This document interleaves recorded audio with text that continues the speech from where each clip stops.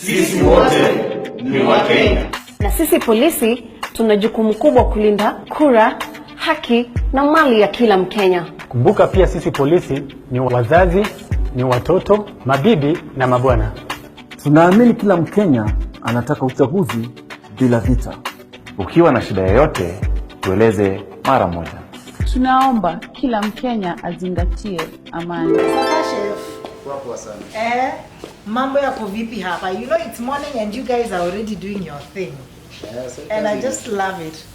Na huku breakfast ni vile tutaanza tu na chai cause watu waanza na chai. But meanwhile kanyama kana come. Mtu anaweza shiba harufu ya nyama. This is so beautiful. Kama inakaa hivi na I thought it marinated, so what if you marinate it and now it's that yummy? Yes, first I season it. Secondly, I dip it in the marination, then I finish it on the grill. I am a lover of food, good food, and here at, you say Nyama Haven. Men where Nyama is concerned. KMC. Okay, thank you. So we will take our tea, but this is coming. All right, before we leave. Sawa. Asante. Karibu sana.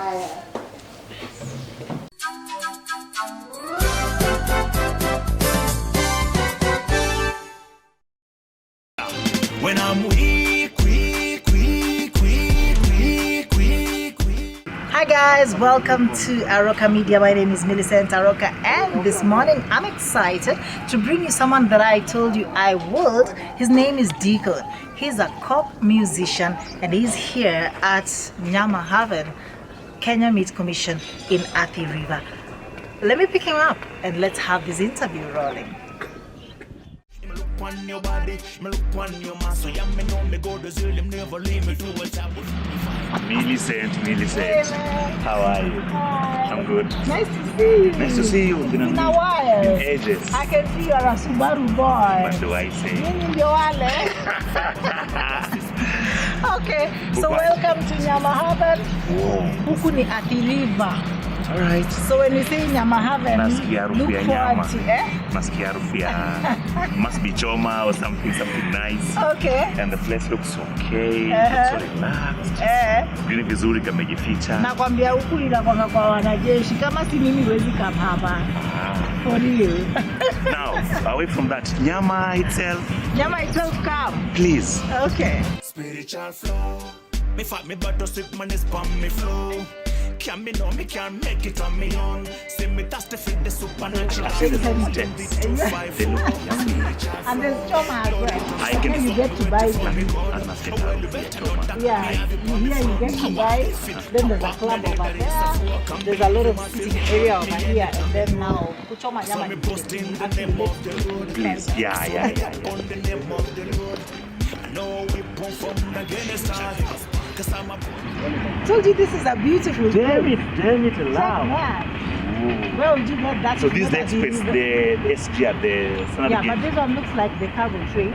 Oh, yeah. Yeah, but usually this is where the SGR are. I think they use the same train, Yes. It's a beautiful scenery, I tell you. What's the name of this place again? This place, the Kenya Meat Commission. All right. Yeah, Nyama Haven. Nyama Haven. Karibu. Thank you. Let's have some fun. Thank you. Wow. Come here next time. Okay. Yeah. Okay. So we are finally where it actually being made. You asked choma. about the choma itself. Choma Haven. Sasa chef. Wapo sana. Mambo yako vipi hapa? You know it's morning and you guys are already doing your thing. Yes, and I just love it. Na huku breakfast ni vile tutaanza tu na chai cause watu waanza na chai. But meanwhile kanyama kana come. Mtu anaweza shiba harufu ya nyama. This is so beautiful. Kama inakaa hivi na I thought it marinated, so what if you marinate it and now it's that yummy? Yes, first I season it. Secondly, I dip it in the marination, then I finish it on the grill. I am a lover of food, good food, and here at, you say Nyama Haven. Men where Nyama is concerned. KMC. Tafadhali. In Athi River. Mkubali tu nikuje and come back again. But then let me just tell you something. You know when I was asking him for this interview, the first thing he asked me, kuna chakula huko around, Yes. like kuna nyama. Mimi na food tuko That's why hivi. he came. Bro, no, before you go, please, need Yeah. a kitu. Ka 1 kg hivi, ka mguu, seasoned and marinated. Tutachagua, si we can chagua. No, this one. Chagua. This one. This is Yeah. 1500. 1500. Yeah. Siyo So, ni kuna sambamba. kachumbari kidogo, kapilipili kwa mbali and all the ingredients. Kwa ugali. Na ujue sahi bei ya ugali imeenda juu. Kasosa katakuja. Okay, thank you. So we'll take our tea, but this is coming. All right, before we leave. Sawa. Asante. Karibu sana. Haya. Enjoy your tea. Well, asante sana. Woo, you put enough sugar? Yeah, mine is, I think, is enough. No, this just reminded me. There's a time I used to have a boyfriend who would tell me, Aroka koroka that thing without me feeling your sauti yake. Is it? For real? Is that even possible? Like, ebu koroga, Derry. Derry the bookam. I'm just telling him, Like, there's a time I had a boyfriend who would say, we're supposed to do this thing without anyone, feeling that. Ebu stop yours. Is it practical? Is it practical? You can. Yeah. Like, And have he doesn't it- have to hit down there for. And for have it- In fact, he's doing it. He's Ebu let me try again. like that. Yes. But I have to be. Yes. I'll still get to feel my sugar. Sorry? So I'll still feel my sugar even if I just do this. Yes. The thing is, I have to be like very keen not to hit the bottom and the sides of the cup, right? Yeah. Man. So you guys are telling me this whole thing I've been doing is a mushago thing. Then, the thing is, I am an African and takoroga vile limona show na mbada. Lazima usikie hiyo sauti. Yes, that's the fun thing of it. So thanks, Dave. Karibuni. Yeah, thank you. Wow. Tikoroga bila mimi kusikia rapi. I was like Jelagan. No way. Ikai. Anyway, guys, here we are once again. This is DEACON and I'm on Dance for Money, representing dance for music to the world. Yo, you have to know this one. You're bonafide son of Judah. And here we are killing this one here, right here with Her Majesty, Madam Millicent Roca, all the way from she's Jaber. And by the way, before we even kickstart this, she was she was once my tutor, my principal. Niko freshly the first days nikiwa shule alafu akatoroka. I don't know what really happened, but No, just a minute. You need to clarify something. yeah. When you are where I was, you are actually doing journalism, I right? had come to do journalism.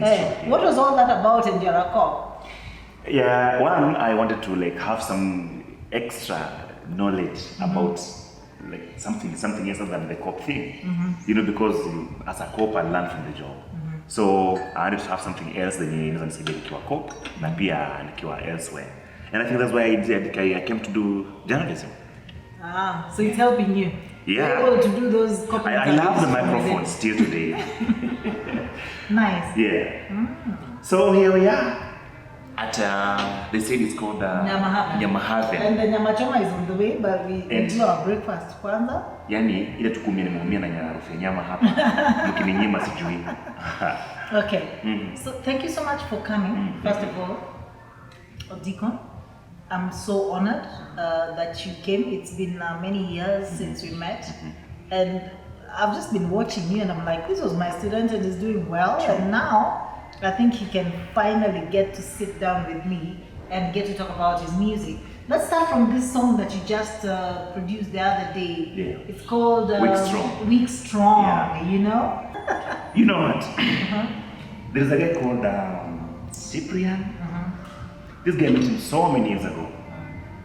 The last thing he left me with, I was doing some white rubbers. He wrote on my right foot rubber, 2 Corinthians chapter 12, verse 10, na bio ya black. Some jioni fulani ya kumsewa karate. Akaniambia, bro, go sit down and read that verse. So I went home. By those days I was a Bible. I went home, kachukua Bible ya grandpa, but it's in a Luo dialect. So I went through it. But kidogo siko na weza kusoma Kiluya like that perfectly. So when I accessed Bible ya Kiswahili na Kiingereza nikasoma, nilisoma the whole part.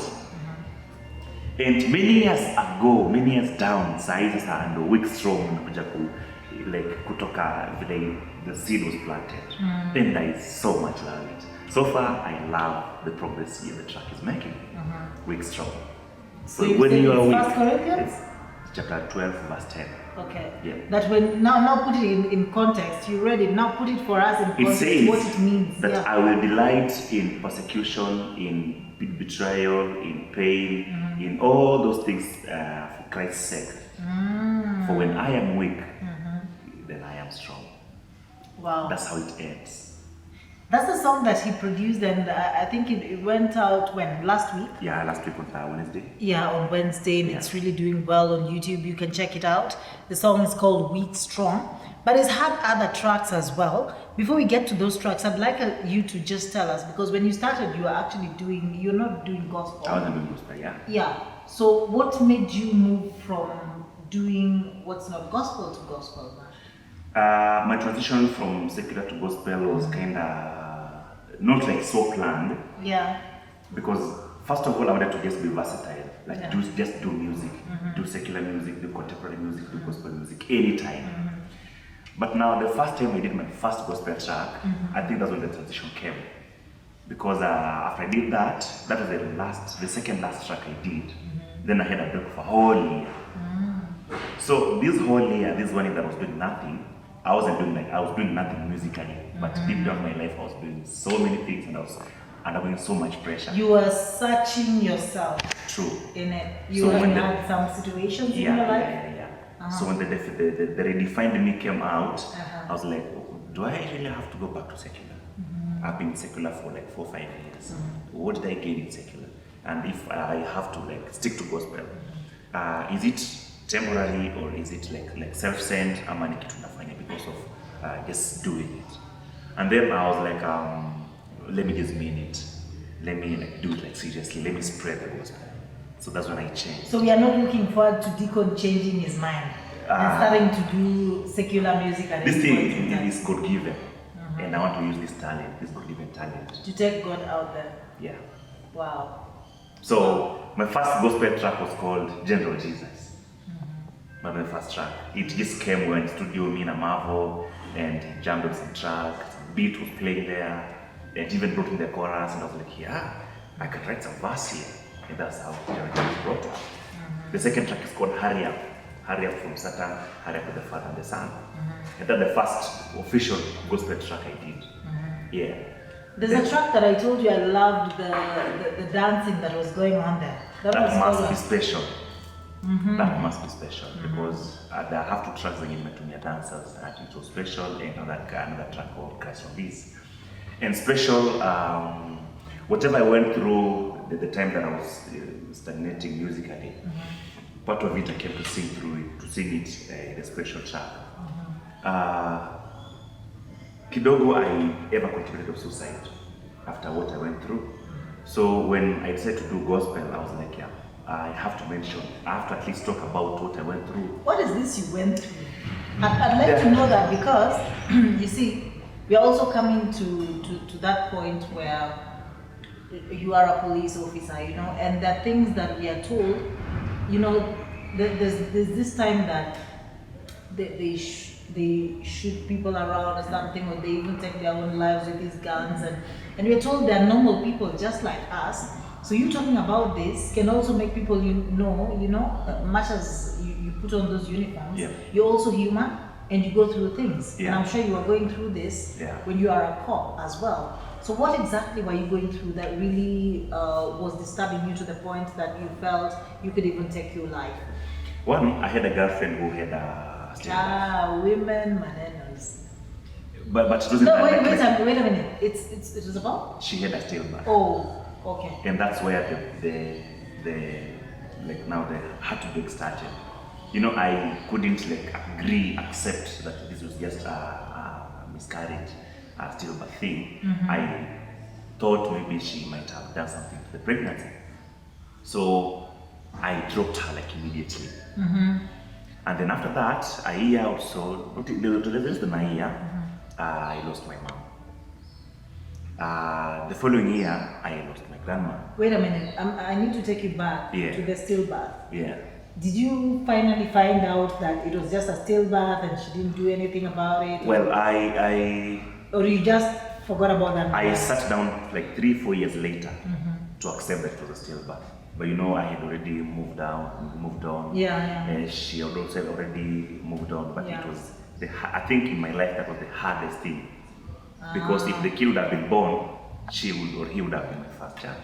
Yeah. So you know, and I think that was the People first. go through shock. the Sometimes first- in that shock, Yeah. it comes with not even believing.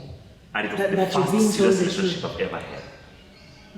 Yeah, it was the first relationship I ever had. So you know, I was like, really. You know, and then it was I think 7-8 months later, my mom dies. Then the following year, my grandma dies. That very year, my grandma dies. My brother is jailed. Wow. So when I sat back, You felt like too much was happening This is- around you. and I'm armed, like to trip me up, just a trigger, and I'm gone. Like Yeah. this was too much for me.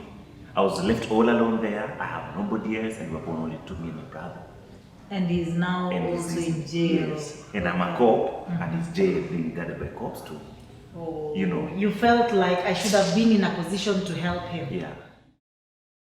You thought about committing suicide. May I just ask you, because it's something that never happened. Did you think of using your gun? Yes.